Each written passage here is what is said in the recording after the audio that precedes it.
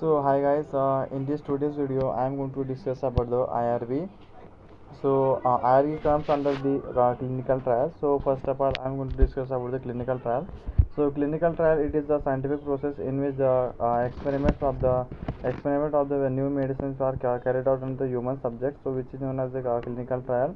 And IRB means what the IRB means what the institutional review board, okay, or is also known as the IEC, which is the institutional ethics committee, okay. So it is decided by the FDA, Food and Drugs Administration, which is the health authority of the Europe, okay, sorry, US. So in the 1974 IRB is established. IRB role in the clinical study, which is the IRB comes from the 45 to 44 CFR code of the federal regulation as per the US guidelines, which are the very stringent guidelines for that particular upfront disclosure of that particular product in the market.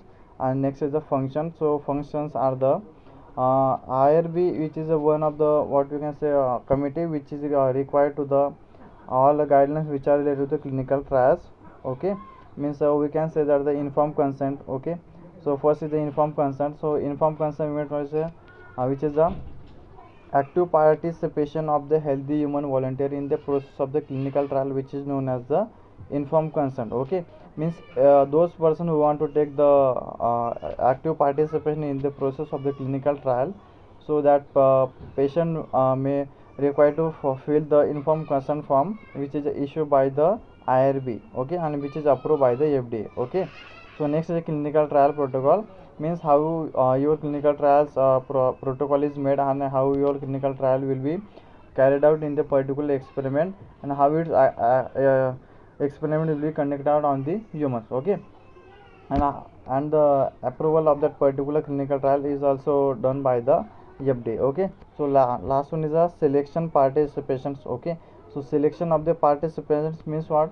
Means those person you want to take for the experiments of your clinical trial, okay. Means patients means what? Healthy human volunteers, okay, which are required for the conduction of the clinical trial, okay. So each phase varies the number of the healthy human volunteers according to the guidelines which are given in the ICH, which is the E6 guideline, which are related to good clinical practices, okay.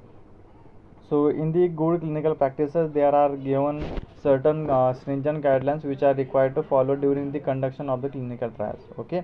And next one is the IRB also involved in the disclosure of the particular any activity which is not necessary to follow in the experiment of the clinical trial, and according to the particular situation or the seriousness of that particular patients need to or necessary to add to any another extracurricular activity in the process of clinical trial, so that time you need to permission of the IRB, okay.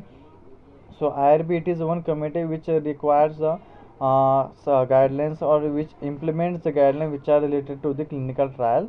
And last one point is that the clinical trial protocol, okay. So clinical trial protocol I had only further discussed in this video, but it is a very important point of that particular IRB, which is a clinical trial protocol. Means what? Clinical trial, it is a clinical trial protocol means what?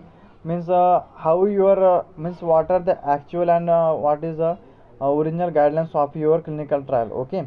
Means what is the actual purpose of your clinical trial, why you are going to carry out the clinical trial, and what is the actual output of your clinical trial, okay.